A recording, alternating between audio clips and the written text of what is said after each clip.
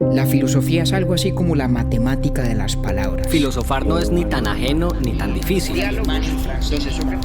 modo geométrico, la refutación. Ahí tengo yo otra pregunta.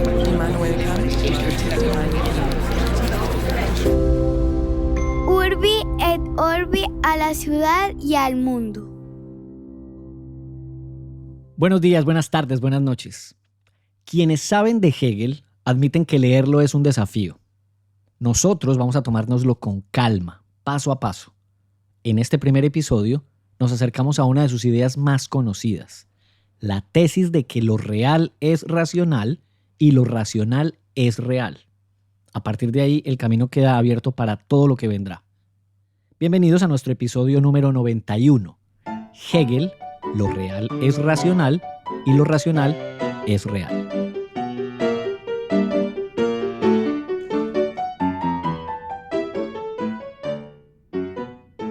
Compañero David Zuluaga, estoy nervioso, pero lo digo en serio. Estoy más nervioso yo, Octavio.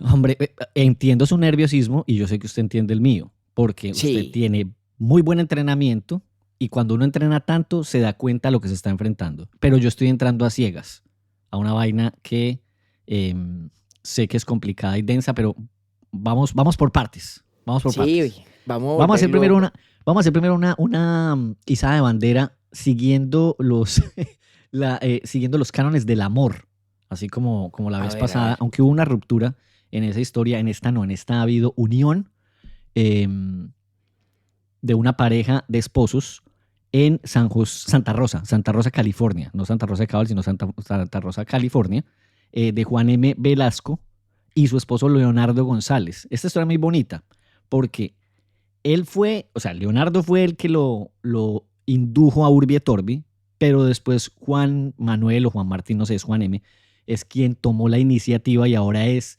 quien pide cada 15 días que escuchen el episodio. Ah, qué maravilla. Incluso, o sea que se me- encuentran, tienen espacio de pareja, pues con ocasión de Urbi et Sí, Orbi. pero además Maravilloso. esto es es decir, eso es un cuento que desde muy temprano hemos escuchado nosotros. Mis amigos Haifa, Messer y Fernando, por ejemplo, Bedoya, siempre lo escuchan juntos también. Hay varios. Eso es verdad, eso es Hay verdad. varios. Tenemos varios urbinautas que son oyentes en pareja, que eso Entonces, me parece muy, un saludo a muy Leonardo bello. y a Juan M. Y otro saludo, es que este es muy bueno, a Ángela Castro. Le voy a poner esa bandera esta vez porque me dice en un mensaje, me dice, con razón, eres como eres si te daban café en kinder. Entonces porque eso lo conté yo en algún momento, pero no, espera, verá que es que eso no es lo bueno. Me dices que bueno, a mí me dejaban tomar la espuma de la cerveza, hágame el favor. Ah, juepucha. No hay que decir de dónde es doña Ángela, ¿no? O sí hay que No, no hay decirlo. necesidad, no hay necesidad. ¿Cierto que no? No. Oiga, ¿Qué más anuncios parroquiales si no esté por ahí? No, recibió un llamado de atención muy merecido. Muestra a ver. Como el otro día mentamos aquí el Café Clemente, Sí. me escribió un gran amigo de esta casa, Pedro Miguel Echavarría, a Juepucha, reclamar. lo regañaron. Claro, y con toda Pero razón. con razón, claro que sí. Que cómo era posible que en Urbi et Orbi el primer café, el primer local para el consumo de café que se vaya a mentar sea el de Clemente, aunque con razón comprensible y justa, por ser homónimo de mi hijo, Claro. y no Pergamino, que Pergamino en Medellín toda la es la sede, no digamos alterna, principalísima de este podcast. O sea, si usted y yo tuviéramos oficina, seguramente Sería tendría que ser que al lado del Pergamino de Laureles, ¿será? El Pergamino de Laureles, usted no ha ido, ¿cierto? Yo lo conocí en abril. Oiga, qué berraquera. No, eso es una bien, un belleza. patio lindo, además que la atención allá siempre es muy buena, el barrio, a mí Laureles me encanta. Entonces sí, muy merecido el regaño, pero además valga la cuña para decir que yo, por ejemplo, soy fiel seguidor de Pedro en Instagram y he aprendido bastante lo que enseña sobre café. Sabe mucho de eso, sabe Sí. mucho de café. Es él y su papá, que ha sido un gran caficultor también toda su vida. Tienen tradición y saben de esa vaina. Y Además antes de ser que a mí buenos me amigos. regañen para el próximo episodio, entonces de una vez vamos a hablar de otro café. Ese no está en Medellín, sino en Nueva York. Se llama Devoción. Porque ellos también son Sí. oyentes de Urbi et Orbi, sobre todo Melissa. Entonces, para ahorrarme yo ahí el regaño, tendríamos esa sede nosotros también si viviéramos en Nueva York. nosotros tenemos tantas oficinas como buenos cafés hay en el mundo. Así es. Aunque a mí se me acabó la oficina mía en Bogotá. Ah, ¿Usted vea, sabía oiga, eso? usted, claro, yo sabía eso, pero además le voy a decir una cosa, usted, como que tenerlo a usted como cliente regular no es buen augurio, porque primero el Café Pamplona lo cerraron en Boston y ahorita le cerraron el Ili en Bogotá. Mejor dicho, Me Pedro, no van va a a invitar a David vetar, por allá, hermano, porque se mete usted en problemas. me van a vetar de devoción y de pergamino. Oiga, pero es verdad, no había caído en la cuenta de eso. Claro, La sucursal en Cambridge, el Café Pamplona en Bowie R Street, lo cerraron, en pandemia. tristemente, en pandemia. Mm. Y el Café Ili del Parque del Virrey de Bogotá, en la 15 con, eso es que 87. 87 por ahí más o menos, sí, frente al CAI. Sí, eso lo tumbaron, porque como Sí, eso lo están tumbaron. haciendo ahí un complejo grande en todos esos edificios sobre la carrera 15, eso se acabó. Muy triste, pero bueno, nos quedan las otras sucursales muy buenas también de Mm. Devoción y Pergamino en Nueva York y en Medellín. Que además cuando vayamos a Medellín, allá tendremos que hacer encuentro con nuestros amigos urbinautas afiliados de Confama, que generosamente patrocina esta temporada como lo hizo el año pasado, Como lo hizo el año pasado. em, en parte porque Confama le está metiendo el hombro a la filosofía de verdad, haciendo este año su segundo festival de filosofía, cosa que a mí me parece maravillosa en Medellín y nos honra mucho poder acompañar esa iniciativa y de alguna manera estar presentes en un esfuerzo que, como este podcast mismo, busca acercar la filosofía a la gente a la filosofía. Hay que acercar de las dos puntas. Gran iniciativa la de Confama y generosidad para con lo que estamos haciendo aquí en Urbi et Orbi, que podamos seguir compartiéndolo con tantos queridos y eternos pelagatos. Sí, señor. Oiga, Bueno. bueno, le voy a tener, ya para entrar en materia, yo tengo un dato inútil pero divertido de la ciudad de donde es el filósofo del cual vamos a hablar en este episodio y en los dos siguientes. Cuente. ¿Sí? Pues como usted me dijo que no leyera nada sobre Hegel, entonces yo me puse a leer sobre la ciudad del señor, que se llama Stuttgart. Con tal de no hacerme caso. Ave María, y eso me perdí yo, mejor dicho, en semejante agujero negro de información. Pero le tengo un dato inútil pero divertido, interesantísimo. Y es que yo no sé si usted sabía, espero que no, que en la ciudad donde nació Hegel, nació también la compañía Benz, la que después más tarde se asociaría con otra que se llama Mercedes y salió Mercedes-Benz. Pero no fue en tenía ni idea. Stuttgart donde se fabricó el primer automóvil moderno en 1886. Vea, pues. El No fundador sabía. de esa compañía se llamaba Carl Benz y Mercedes, después busqué, Mercedes no es ni una ingeniera ni una fundadora, era la hija de un señor que invertía en otra compañía de carros que se llamaba DMG. Entonces el señor dijo, yo les pongo plata en 1900 para que hagan un automóvil más moderno que el de 1886 en otra compañía, repito, y por eso les empezaron a nombrar esos carros Mercedes. Más tarde, unos pocos años más tarde, se unieron las dos compañías y es lo que hoy conocemos como Mercedes-Benz. Y en Vea, Stuttgart pues. también está la sede de otra marca de carros alemanes bastante reconocida, que es Porsche. Oiga, vea. Y el Porsche, además me puse a buscar cómo se pronunciaba. La pronunciación correcta de Porsche es Porsche. Sí, porque esa E sí se pronuncia en alemán. Ajá, exactamente. Pero Sí. yo no sabía. Bueno, igual Bueno, que ahí si le- metemos las patas aquí pronunciando el alemán, ¿qué carajos? No. Yo meto las patas pronunciando hasta en inglés y en español, entonces eso no me preocupa a mí en alemán. Bueno, No, entonces ahí le tampoco. dejo pues esa. He terminado por hoy mi labor relacionada con Stuttgart. Hasta siga luego, usted. ahí les dejo. Que esté muy bien. Oiga, no, a ver, un momentico, que no cunda el pánico. Los dos estamos nerviosos porque vamos a hablar de Hegel. Y es que Hegel es un camello. Hegel es un camello de verdad, verdad, verdad. Yo creo que es a mí me parece que es el filósofo más difícil de leer de toda la tradición occidental. Yo creo que es el más difícil de leer de todos. ¿Qué tipo para ser complicado y enredado? ¿Y cuánto habría ganado la humanidad si Hegel hubiera tenido un buen editor? Qué cosa O tan sea, y eso lo impresionante. dice usted, pues que ha leído bastantico alrededor pues, de otros filósofos.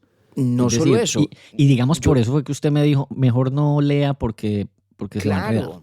No, eso es un camello. Leer Hegel es como aprender un idioma. Y de hecho, en inglés a veces los académicos que escriben sobre Hegel hablan del Hegelese, Ujú. como el idioma en el que filosofa Hegel.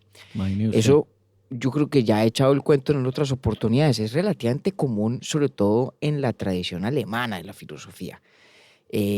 Porque luego vuelve a ocurrir con Heidegger también, aunque no en igual proporción. Es que lo de Hegel es de otro calibre. Tanto así que... Usted ha leído a Saramago.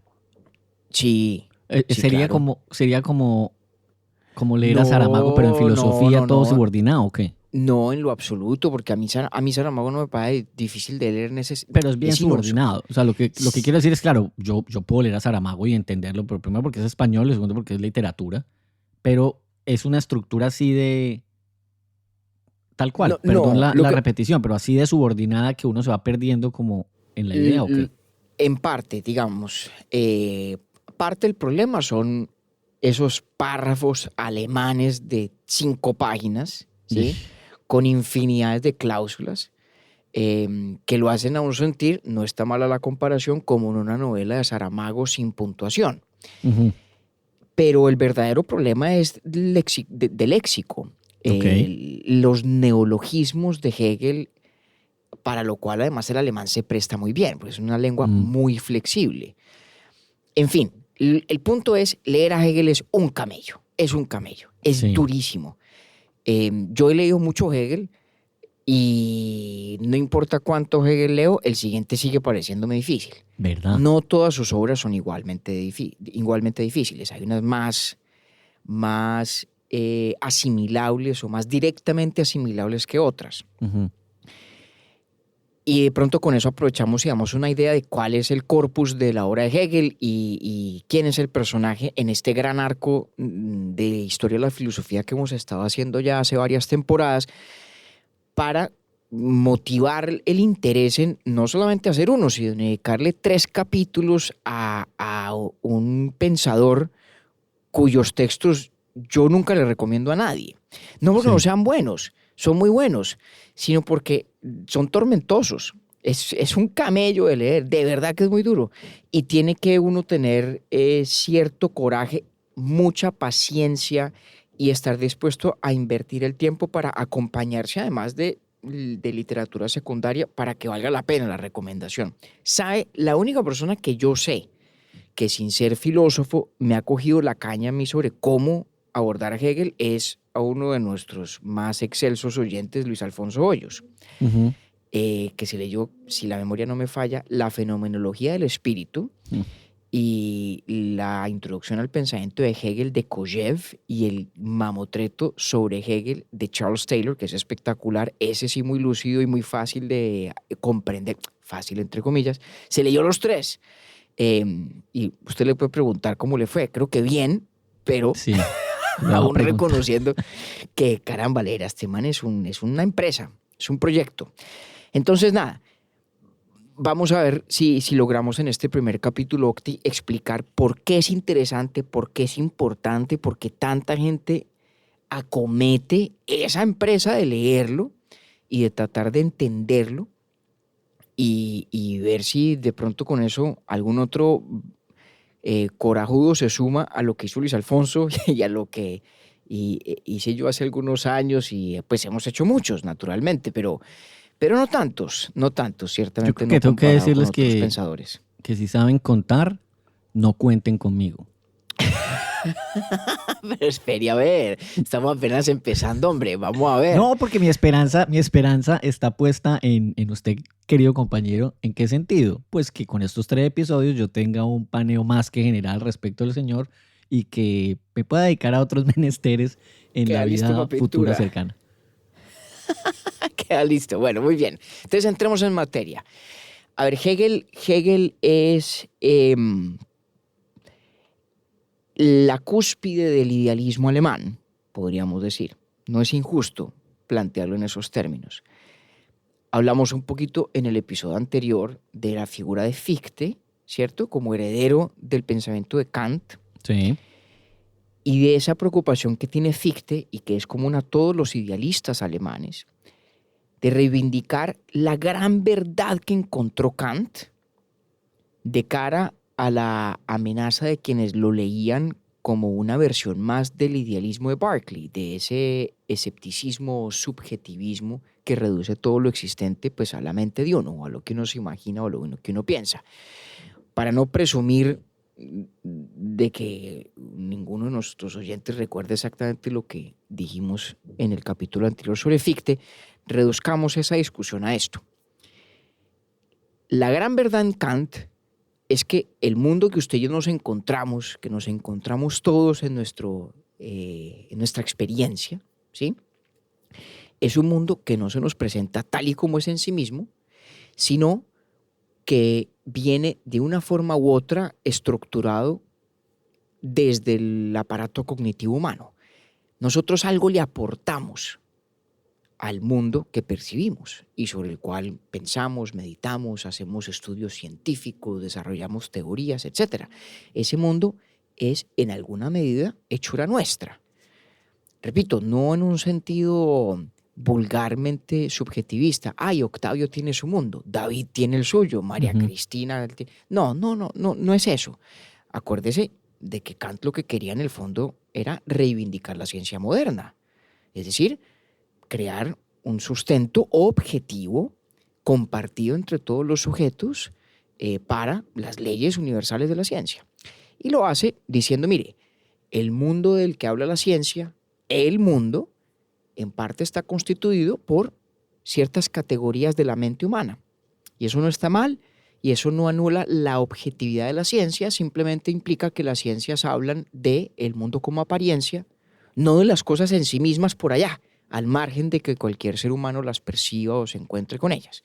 Eso fue lo que dijo Kant. Entonces, la gran verdad de Kant es que somos, para ponerlo en los términos más sencillos, somos los seres humanos, los sujetos de conocimiento, coautores del mundo sobre el cual conocemos, o el mundo que conocemos.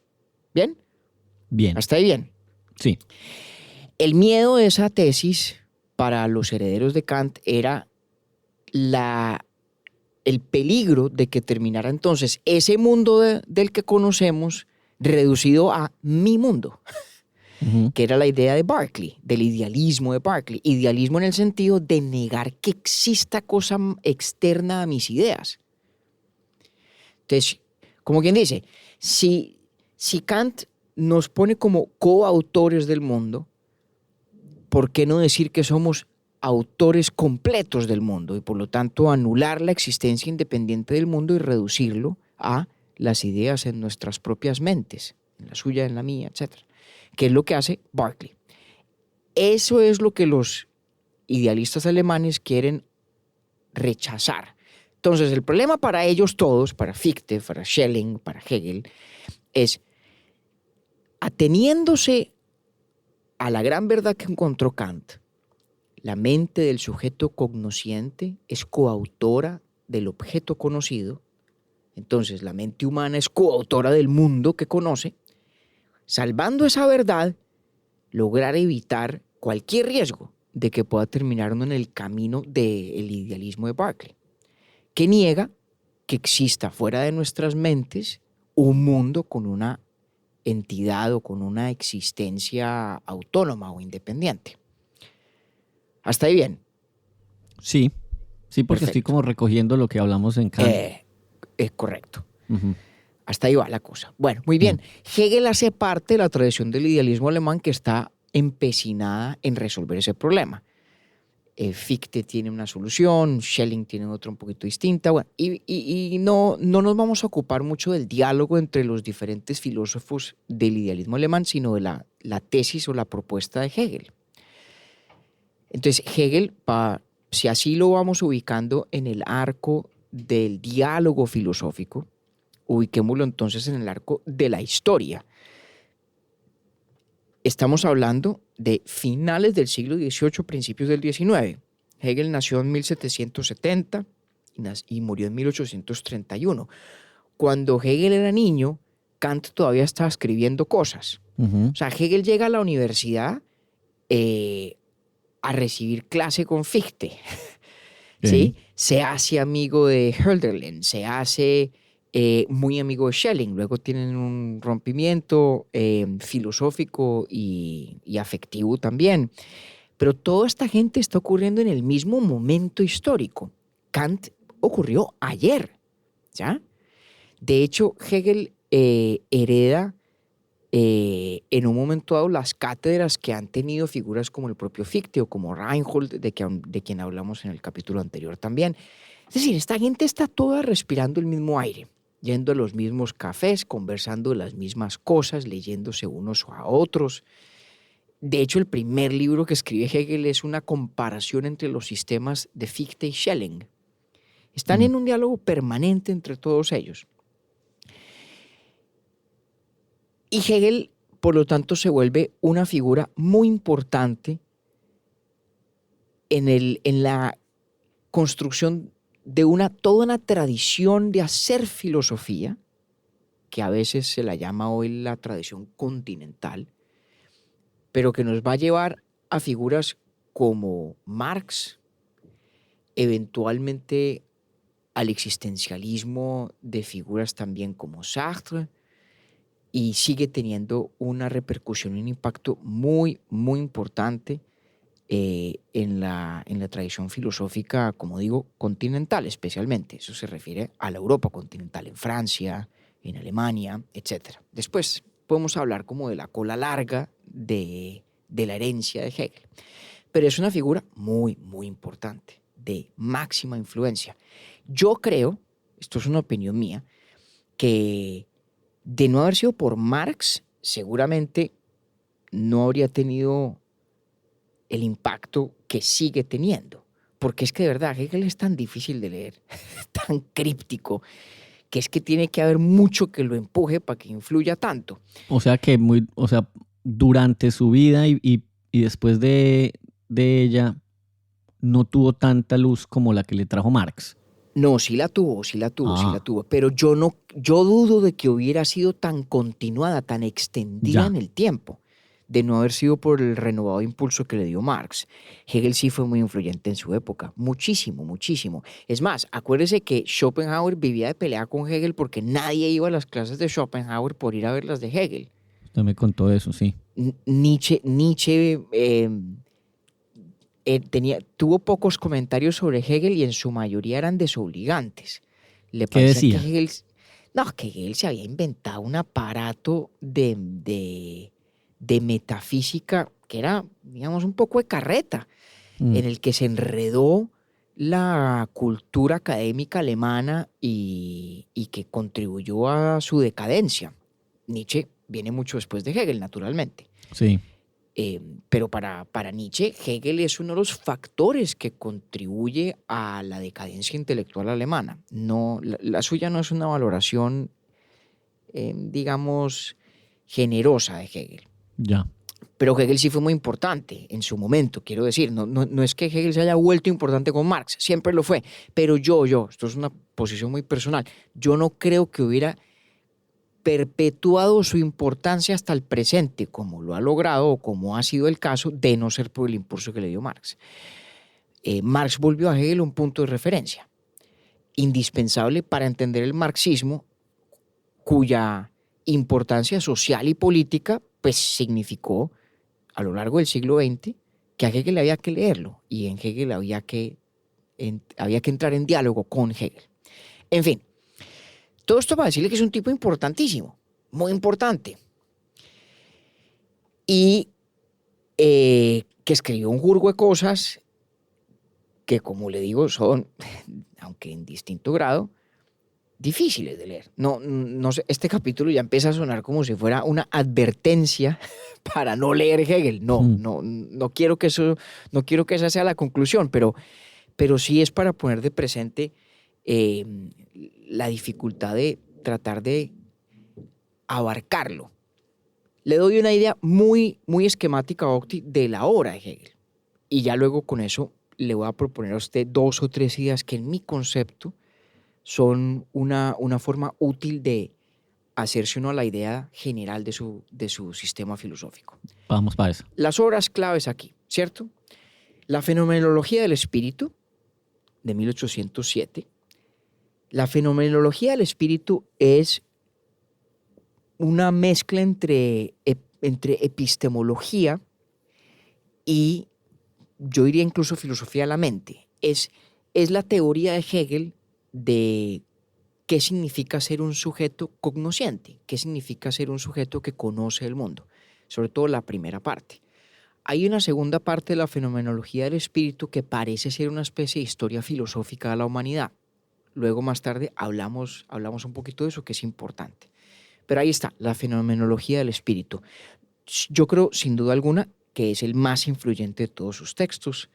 Sobre todo, un fragmento del que hablaremos en el segundo o en el tercer capítulo de esta serie Octi, que es el de la dialéctica del maestro y el esclavo.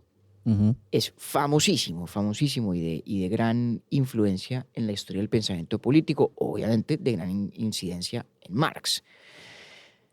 Luego viene La ciencia de la lógica, que es el libro más impenetrable de Hegel. Mm. La ciencia de la lógica es un libro sobre lógica, supuestamente, pero a la vez es una metafísica, porque, ya luego veremos, una de las ideas importantísimas de Hegel es que la lógica bien entendida es a la vez una ontología, es decir, las leyes del pensamiento describen las leyes de la realidad. Entonces, la ciencia de la lógica se supone que es un libro de lógica, pero en realidad es un libro sobre todo. Es un resumen sistemático de la perspectiva filosófica total de Hegel y por lo tanto habla de todo. Cuando le digo de todo, es de todo. Pero Y deme un luego ejemplo. Por ejemplo, tiene discusiones sobre filosofía de las matemáticas, filosofía de la química, filosofía de la física, filosofía de la mente también, filosofía moral, filosofía política, metafilosofía. De hecho, a lo mejor sea la mejor descripción del libro en su totalidad. Es un tratado filosófico sobre la filosofía misma, sobre qué es la filosofía. Ujú. Y en concepto de Hegel, ese rango que tanto abarcaba era una característica propia de la ciencia de la lógica, porque lo que se trata es de demostrar que el pensamiento filosófico tiene carácter sistemático, es decir, que lo puede explicar todo y que lo puede explicar todo de una manera coherente y sobre la base de unos principios comunes a todos los campos de reflexión filosófica.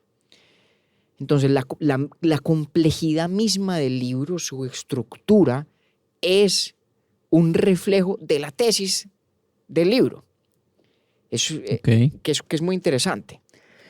Bueno, y luego, el otro texto importante es la Enciclopedia de las Ciencias Filosóficas, que es una versión un poco más amigable de la ciencia de la lógica, cuya publicación, digamos, tuvo varias ediciones a lo largo de la vida de Hegel y se le iban añadiendo, por ejemplo, comentarios que él daba en sus clases, notas de sus alumnos. Entonces es una exposición igual de sistemática en su rango, en todo lo que pretende abarcar, pero mucho más digerible de esa ciencia de la lógica gigantesca y descomunal que le precedió. Y por último, este es el último libro que se publicó en vida de Hegel, es su teoría o su libro de filosofía política, aunque también tiene muchas cosas de filosofía moral y muy importantes. No hay en mi concepto, una separación radical entre ambas cosas en el pensamiento de Hegel, que es su filosofía del derecho, se llama así. Elementos de la filosofía del derecho, que es de 1821. Es un libro muy interesante, muy importante. Yo creo que es el más fácil de leer, de todos.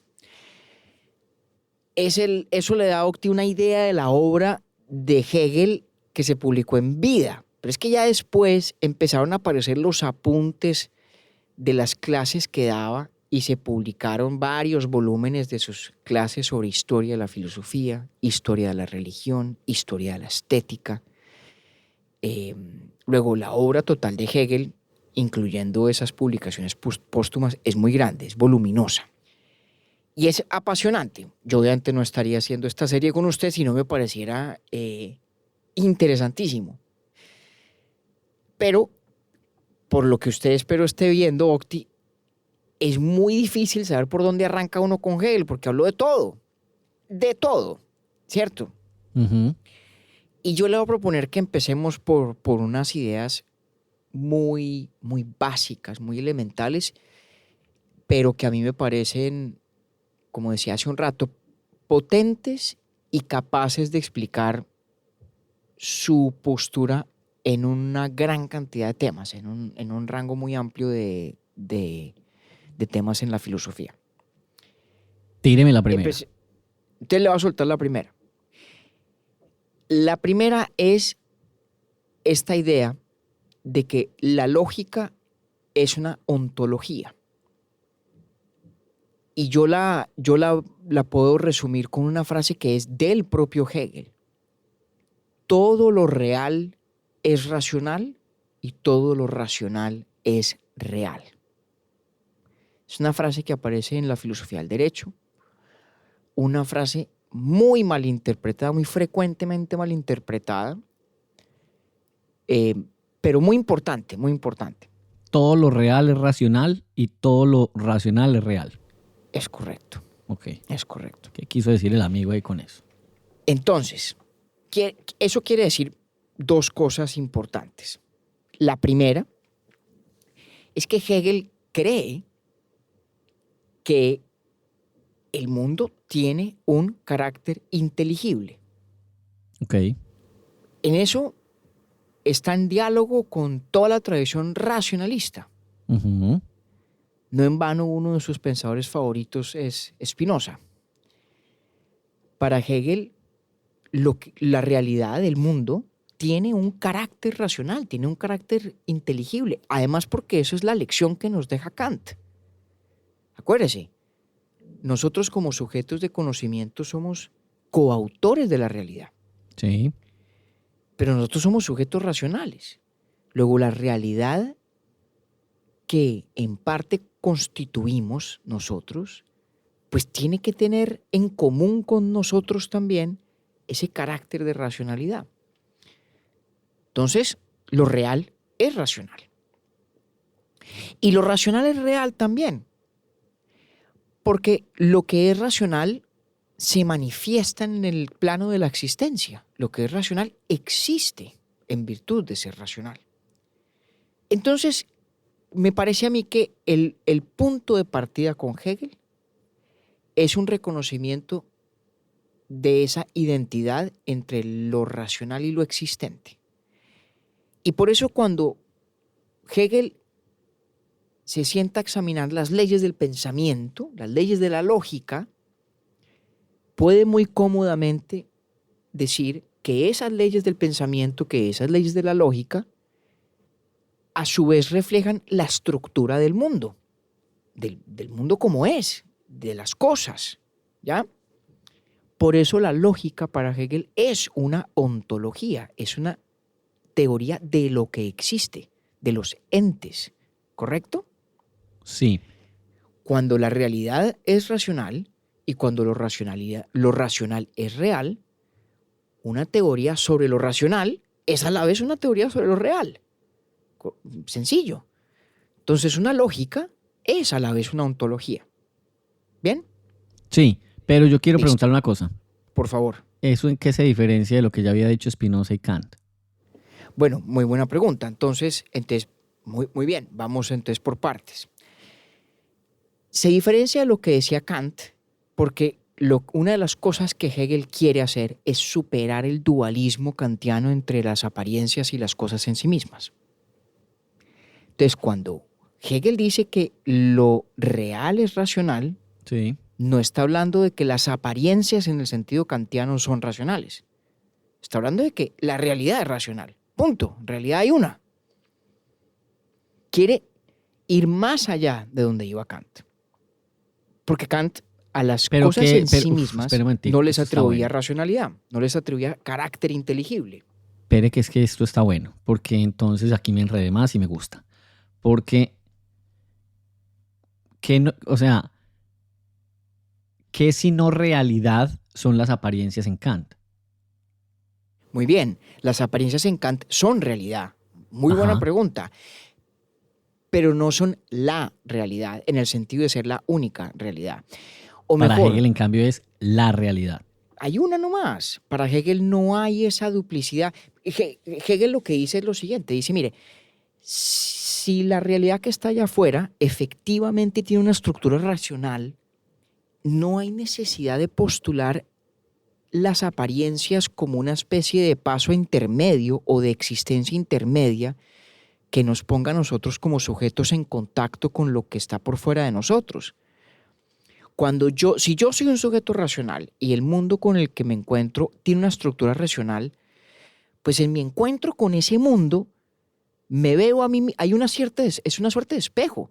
La razón de que yo dispongo, que yo tengo, es la misma razón que está allá afuera. Es la misma razón que está encarnada en ese mundo, que existe en ese mundo, que está codificada allí. No hay necesidad de postular las apariencias. Le voy a pedir un favor ahí en aras de claridad, de darme más claridad Señor. y de quienes están como conmigo en este paseo. Tíreme ahí en este momento aquello que decía Kant resumidito frente a eso, para yo poder empezar a hacer como toda la línea de tiempo. No Entonces, cronológica, sino como de sí. pensamiento más bien. Correcto. La estructura del diálogo. Ujú.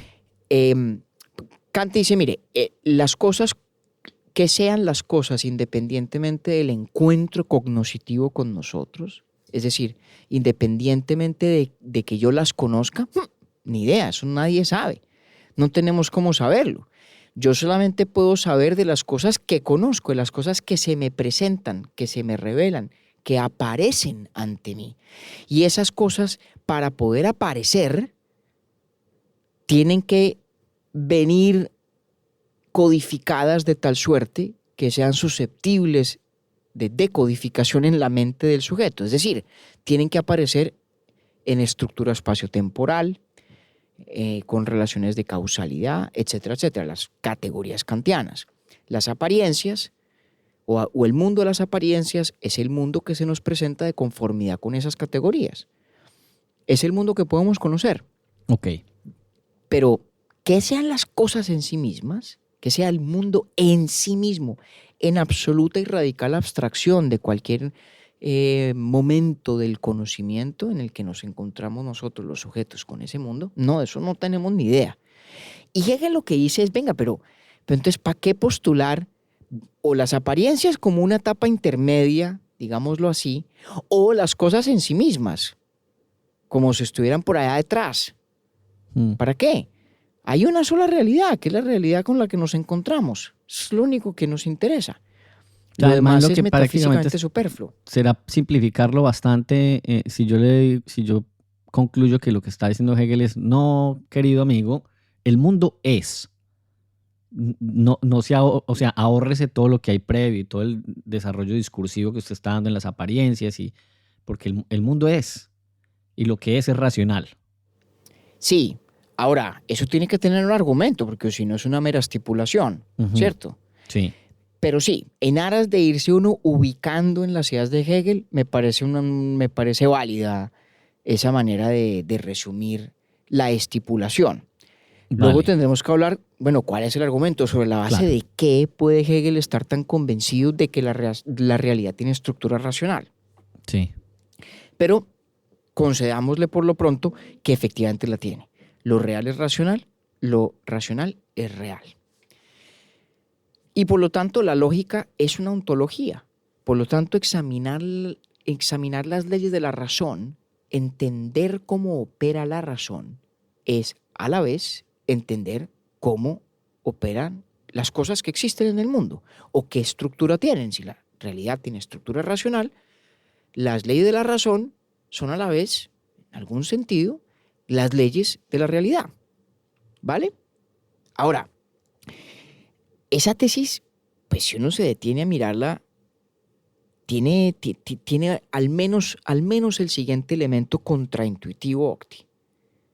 Y es que la realidad, pues es relativamente caótica, tiene muchos defectos, podríamos decir, pero sobre todo, tiene la característica de estar en perpetuo cambio. Y la razón, al menos en cierta tradición filosófica, tiene, muy por el contrario, un carácter marcadamente estático. Lo que es racionalmente verdadero o falso es, punto. Hoy, siempre, aquí, en cualquier lugar. Lo que en virtud de la razón es bello, bueno o cierto, lo es, punto. Pero la realidad no es así.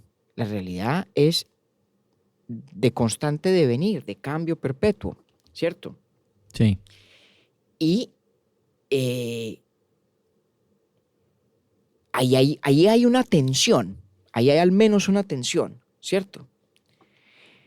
Fíjese que esa tensión explica por qué, por ejemplo, Platón, otro filósofo a quien Hegel admiraba profundamente, Platón decía que la realidad estaba hecha, digamos, de copias imperfectas de las formas perfectas cuya existencia sí era eterna e inmutable. ¿Se acuerda que en algún momento hemos hablado de eso? Sí. Cuando hablamos de la caverna, por ejemplo. Ujú.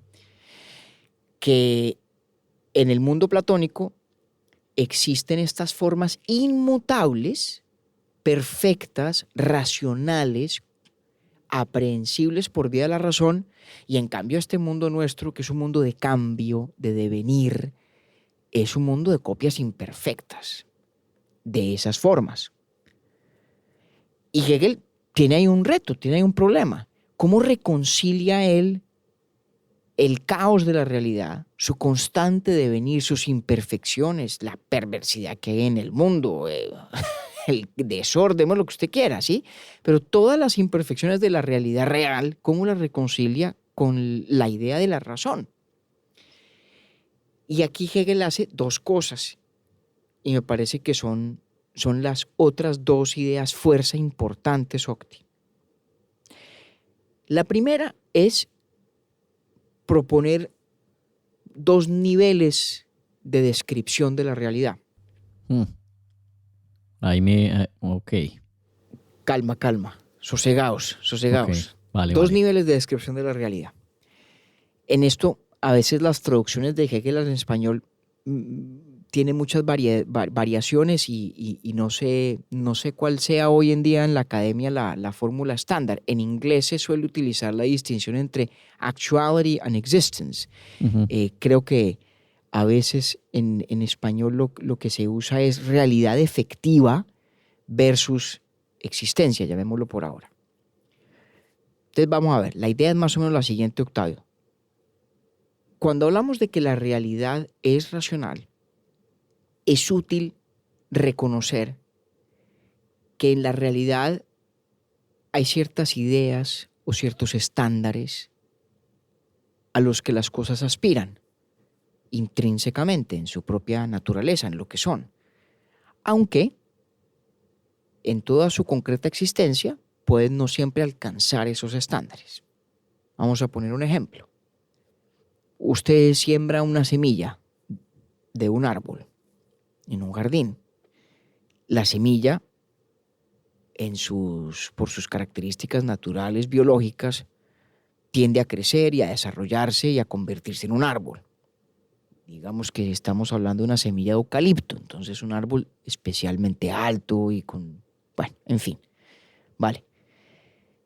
En la existencia de la semilla, al ser de esa especie y conociendo nosotros las características de la especie de que se trate, digamos del eucalipto, hay un estándar de cómo debería ser ese árbol cuando crezca, ¿correcto?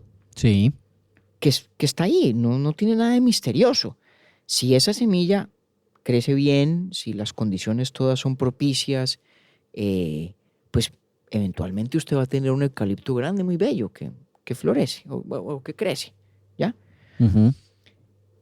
Pero eso no significa que todas las semillas de eucalipto que usted siembre en su jardín van a germinar con igual éxito. Unas sí, otras no. ¿Ya? Sí. Y de pronto se le puede morir el árbol o el otro le sale chiquito o aquel allá por cualquier motivo tiene algún otro defecto, lo que sea.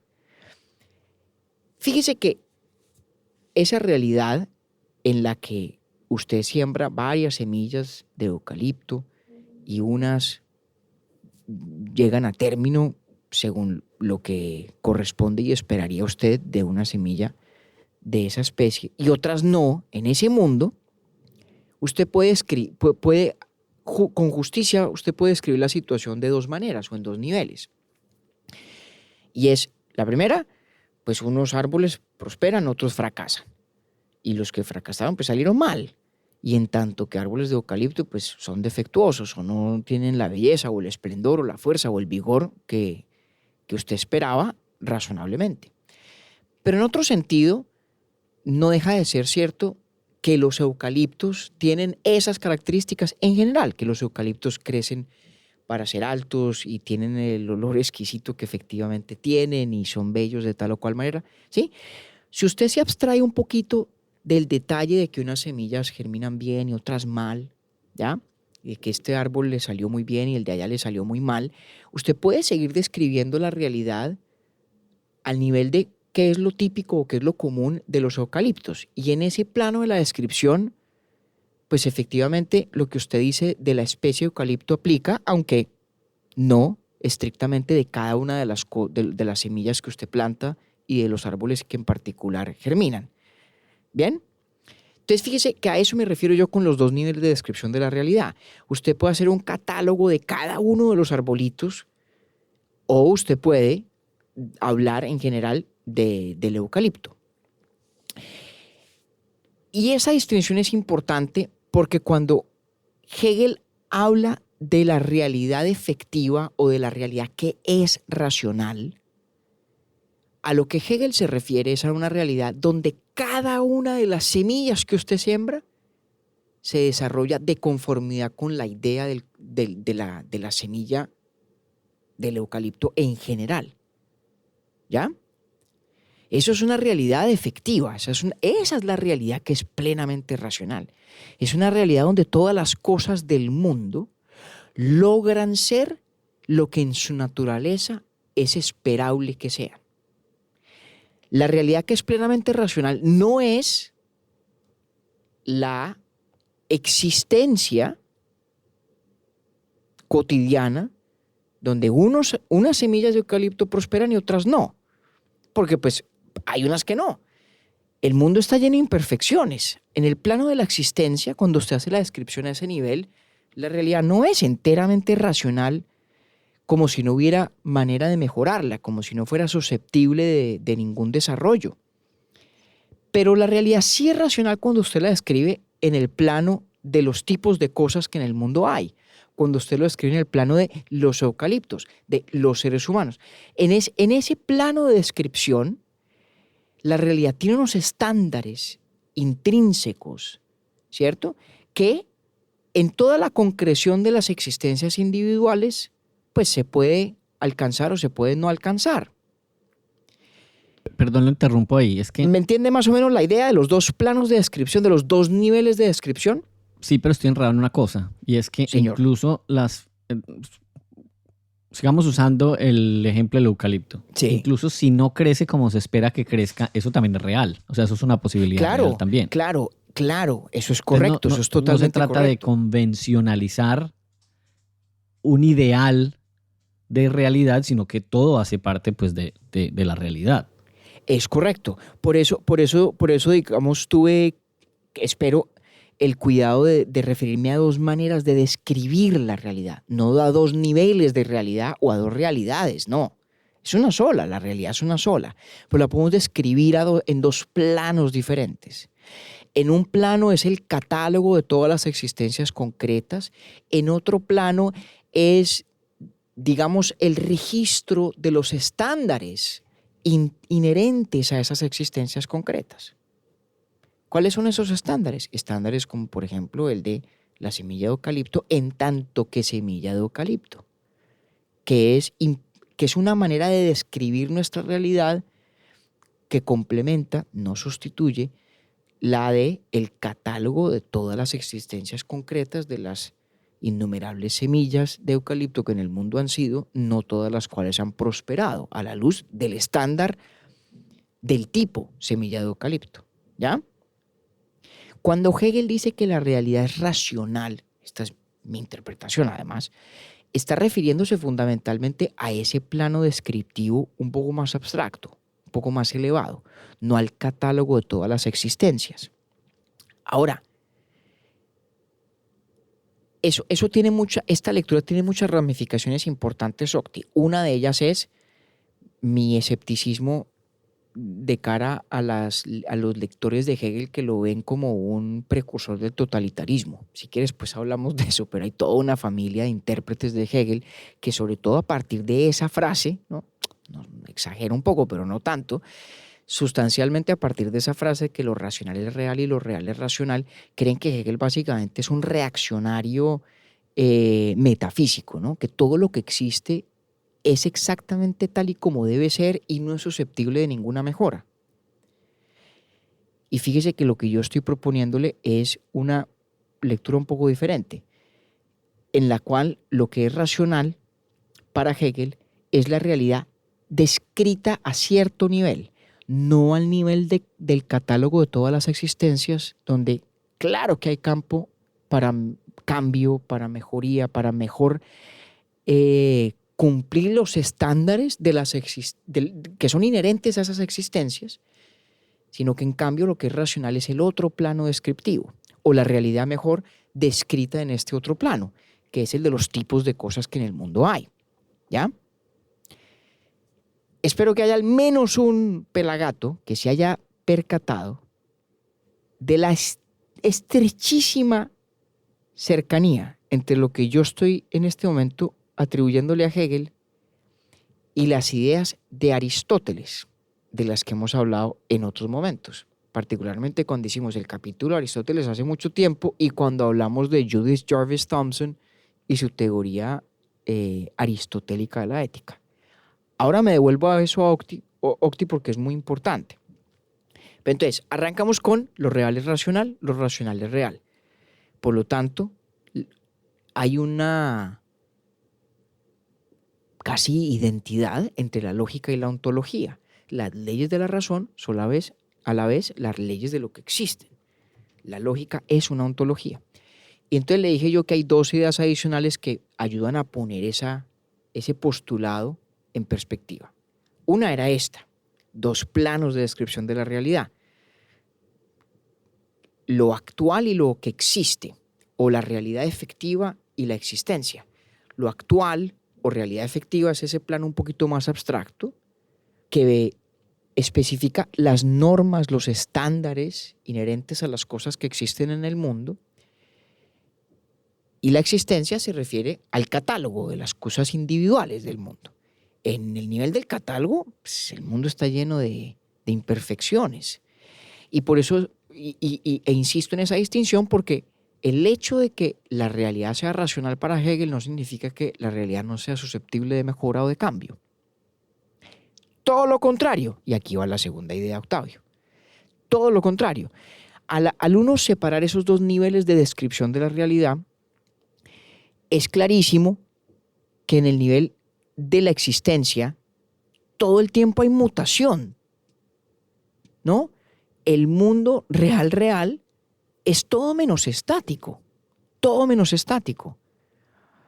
Y si la lógica y la ontología tienen que ir de la mano, ¿cierto? Si las leyes de la razón y la estructura de la realidad tienen que ir de la mano, las leyes de la razón tienen que tener el carácter dinámico que la realidad misma exhibe. He ahí la famosísima dialéctica de Hegel. La idea de la dialéctica es esencialmente la noción de que la razón tiene un carácter dinámico, ¿sí? Lo racional no es una cosa estática, sino que es dinámica. Es como la realidad en el tiempo. Es una cosa que va cambiando y variando, no estrictamente en un sentido temporal, aunque también en sentido temporal, sino más bien en el sentido de que los conceptos, las ideas, incluso las más racionales, son inestables, son propensas al cambio, a la evolución. La idea de la dialéctica, Octi, es una manera de entender las leyes del pensamiento, las leyes de la razón, las leyes de la lógica, que las pone en el plano del devenir de la realidad, que es cambio perpetuo. Entonces, tanto en el lado de la razón como en el lado del mundo, el cambio, el dinamismo, entra a jugar un rol fundamental en la filosofía de Hegel que, sinceramente, no creo que lo haya tenido en la de predecesor alguno suyo, salvo Heráclito, pues, cosa que el propio Hegel reconocía. Entonces, cuando la gente de pronto escucha el término dialéctica, o mejor, antes de seguir, paro. ¿Tiene más o menos sentido la cosa, Octi? ¿O va teniendo sentido? Pero está muy complicado. Es que es complicado. Sí. Pero entonces detengámonos. Dígame usted por dónde vale o es útil una precisión adicional. No, es que para mí sigue siendo pues como lo mismo pero distinto, compañero, la verdad. Sí, porque dígame más. Sí, en el sentido de para mí esos son las apariencias. Ok. O sea, yo creo que son, para mí todavía, obviamente ya le dijimos a todos que yo entré sin leer una sola palabra de ninguna de sus publicaciones, de las de Hegel. Uh-huh. Pero para mí sigue siendo exactamente igual. O sea, el uno la llama dos niveles de realidad, el otro lo llama apariencia, pero para mí es como la misma cosa. No, le voy a decir por qué no. Porque es que no son dos niveles de realidad, son dos maneras distintas de describir la misma realidad. Son dos niveles de descripción de la realidad. Pero precisamente por eso, para mí esas dos maneras son lo mismo.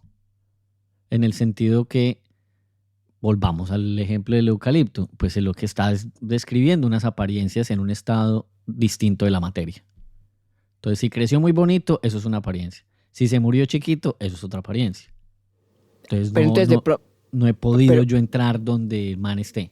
No acuérdese que el tema de apariencia tiene un sentido técnico en el contexto de Kant, ¿no? Apariencia no se refiere únicamente a cómo la cosa se me manifiesta.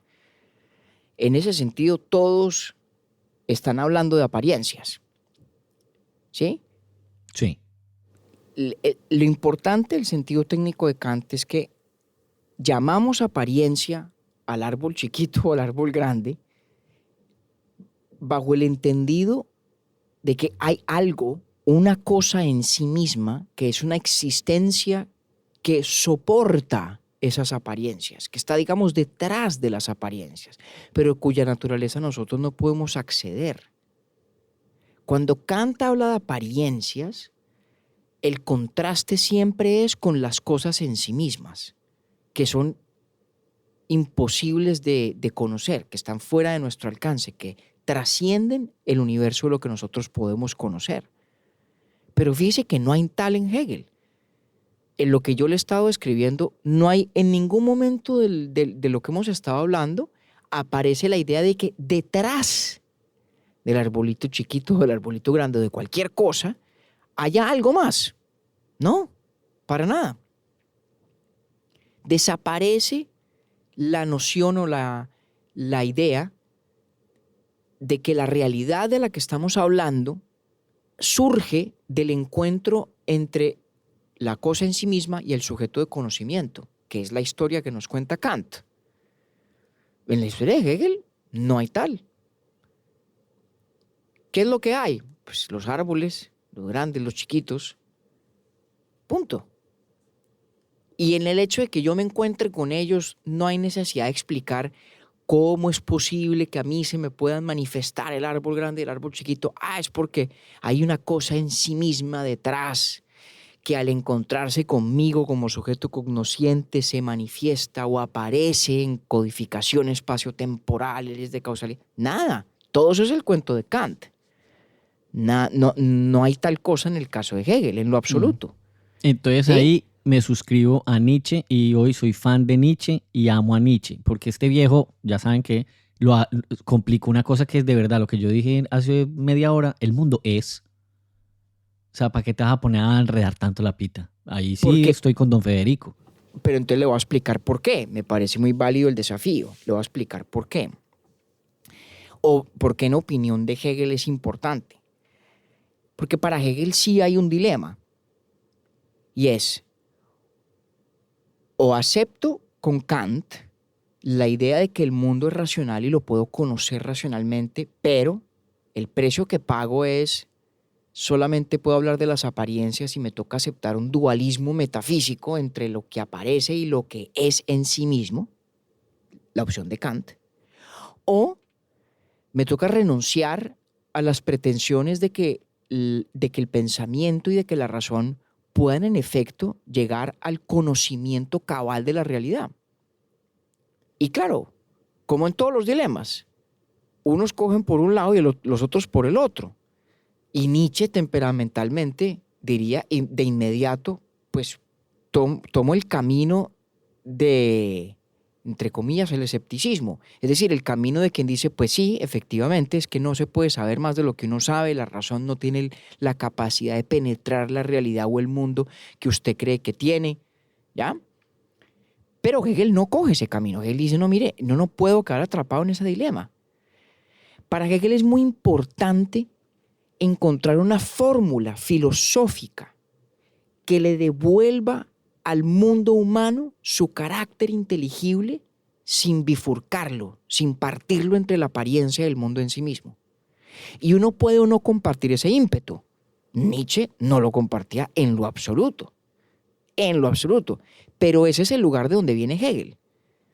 Entre otras cosas, por motivos también religiosos. Pero para Hegel es muy, muy importante combatir ese desencanto de cara al mundo. Mire, casi que podríamos darle un diagnóstico psicológico al ímpetu de la filosofía de Hegel. En sus cátedras sobre la filosofía de la historia, Hegel, cuando hablaba de los griegos, decía que lo bello de los griegos, lo maravilloso de los griegos, era un atributo que él describe en alemán como Heimlichkeit. El hecho de que los griegos se sentían en casa en el mundo. Se sentían a gusto, se sentían en casa. Porque se encontraban con un mundo que tenía sentido para ellos. Lo que a Hegel le preocupa es que en la modernidad, en los finales del siglo XVIII, los albores del XIX, el ser humano no se siente en casa, no se siente a gusto en su mundo, se siente alienado de su mundo. Y a Hegel le parece que reconstituir ese Heimlichkeit, volvernos a sentir en casa, a gusto en el mundo que habitamos, no puede ser al precio de ese dualismo de Kant entre las apariencias y las cosas en sí mismas. Tiene que ser porque efectivamente el mundo es racional y porque efectivamente la razón humana puede desentrañar sus estructuras y sus complejidades. Pero tiene que hacerlo de una forma más plausible, más creíble que las tradiciones anteriores del racionalismo. Y por eso Hegel necesita postular estas complejidades en la idea que usted resumió de manera muy sencilla, de que la realidad es racional y lo racional es real, pero no lo puede dejar ahí, pues si lo deja ahí es absolutamente implausible la tesis, no se la compra nadie. Y por eso tiene que introducir estas modificaciones de los planos de descripción de la realidad y del carácter dinámico de la razón en su estructura y por lo tanto en el espejo de ese carácter dinámico de la razón, que es la realidad, que es la dialéctica. ¿Explica eso por lo menos por qué este man se pega semejante enredada? Sí, eso sí, pues eso lo hace. Pero estoy ofendido. ¿Por qué? A ver. Pero ¿sabe qué me gusta? Pero a mí me gusta, no termino aburrido el episodio, termino contento y quiero la segunda parte. Pero voy a decir una cosa, Bien, esto señor. evidencia varias cosas. La primera y más importante, que Urbi et Orbi nunca tiene libreto. Nosotros nos Sí, vamos bueno, eso a sí. pelo, siempre. Y sobre todo, por ejemplo, en un episodio como este. Es decir, Sí, claro. tal cual, aquí no hay cortes, nada, es una conversación. Y en este señor, pues, pudieron escuchar y sentir mi frustración. Los que han escuchado otros episodios pueden comparar y estoy frustrado. Número dos. Octavio le sacó la espuela al pobre Hegel. Sí, sí, pero las dos. Número dos. Es importante porque, por ejemplo, en este momento me voy a tener que repetir, o más bien, hacer el mismo ejercicio que otros pelagatos oyentes hacen a veces en otros episodios, es escucharlo más de una vez para poder entender. Entonces yo voy a escuchar esta conversación, prometo, un par de veces más para entrar un poquito más despejado con la segunda y la tercera partes. Sí le entiendo, ya entiendo y puedo, digamos, leer aquello de, ok, este man tiene que dar semejante vuelta, porque pues si no la da, es decir, que el agua moja. Un poquito, ¿no? Sí. Entonces, bueno, ok, listo amigo, todo bien. Entonces, vamos a ver qué pasa ahí. Ahora, yo Sí. necesito de verdad volverlo a escuchar, conversar con usted incluso por fuera de micrófonos, porque sí quiero tener más solidez con miras a las dos próximas partes, que me quede bastante claro el concepto de por qué lo real es racional, lo racional es real, y lograr separarlo de aquello que, esa es la buena noticia, aprendí en Kant, porque pues digamos que si alguna cosa buena evidencia esto, es que pues yo a Kant le entendí gracias a la serie que hicimos un par de temporadas antes. Me parece perfecto. Y además ese es un tipo de objeción, Octi, muy importante en la filosofía. No vaya usted a creer que no. De que el agua moja. Ok. Y una de las cosas interesantes de incluso el temperamento de Hegel, lo hablamos en el próximo capítulo, que le gastemos más tiempo a esta idea de la dialéctica, es que no es lo mismo una conclusión a la que se llega después de haber trasegado el camino correcto que el haber partido de ella como premisa. De hecho, usted me ha oído decir eso a mí muchas veces, ¿no? Cuando yo digo, mire, a veces uno se sienta y hace un ejercicio de reflexión filosófica y termina donde empezó, pero en realidad eso nunca es cierto. No termina donde empezó. Puede terminar en la misma idea, pero es una idea que tiene ya un sabor, un color diferente cuando Claro, es tuvo ya un conclusión y desarrollo cuando no es. distinto. Entonces eso también es un elemento importante de la respuesta. Que la noción misma puede que parezca el agua moja, pero si es una cosa a la que usted llega por cierta ruta, se va a dar cuenta usted, o mejor, el reto me queda a mí persuadirlo, de que queda revestida de un interés y una profundidad diferente. Sí. Entonces, Completamente de acuerdo. el reto queda planteado. Entonces, para que vayamos cerrando, Octi, porque a Hegel hay que consumirlo en dosis moderadas. Nos concentramos hoy en una idea. Yo dije que había varias, pero nos concentramos en una, que de hecho a mí me parece que está bien que la tratemos como la idea central, nuestro hilo conductor, y es la equiparación entre lo real y lo racional. Esta frase de la filosofía del derecho, que a veces en los académicos lo llaman el Doppelsatz, ese doble condicional de que lo real es racional y de que lo racional es real. Y hemos estado dándole a eso para entender de qué manera es distinto de las ideas de Kant, ¿sí? Sí. Que ya habían reivindicado un poco el lugar de lo racional en el ámbito de las apariencias, y cómo nos permiten además entender otras ideas característicamente hegelianas. Entonces hablamos de la equiparación entre la lógica y la ontología, hablamos de esto que yo le propuse como los dos planos de descripción de la realidad, ¿sí? Lo actual y lo que existe, o la realidad efectiva y lo que existe. Y aquí no importa mucho el lenguaje técnico, importan más los ejemplos que esas palabras. Y por último hablamos de la dialéctica. Más de uno dirá, pero qué tan charro que hablando de Hegel la dialéctica haya sido al final. Pero bueno, luego hablaremos más de la dialéctica de Hegel, pero como para dejar en punta la agenda de lo que nos ocupa después, porque Octavio sigue con la inquietud de que el Doppelsatz, lo real es racional y lo racional es real, pues es como que el agua moja. Y ahí está puesto el reto, ahí está puesto el desafío. Sí, pero me gusta el reto, me parece bonito. Va para esa. Por lo menos ya explicamos un poco por qué le inquieta, por qué para Hegel es importante reivindicar la racionalidad de lo real. Y digamos, nos toca y en aras de la justicia, ya terminando la conversación, ya me sembró usted una cuota inicial para que mi molestia mengüe un poco. Y si sigue muy berraco, tómese un aguardientico. Yo tengo aquí amarillos de Manzanares. Oigan, nosotros estamos dando publicidad para todo el mundo aquí en este episodio. Tocar empezar a cobrar, Oiga, sí. hermano. Feriándola a dos manos. A dos manos. Bueno, oiga, pues por lo menos dimos el salto. Empezamos Sí. a hablar de Hegel y vamos a ver dónde terminamos. Pero bueno, aquí nos embarcamos y nos vemos en 15 días para seguir la aventura. Firme, como flan de yuca. Bueno, Octi, nos vemos muy pronto. Chao, pues. Vale, pues. Urbi et Orbi es producido por Bielo Media, con la música original de Felipe Durán, la coordinación general de Camilo Zuluaga y la dirección creativa de María Cristina Pimiento. Agradecemos especialmente a Luchi y Titín por la voz del cabezote y nuestro logo. Nosotros somos David Zuluaga y Octavio Galvis. Feliz día, feliz tarde o feliz noche.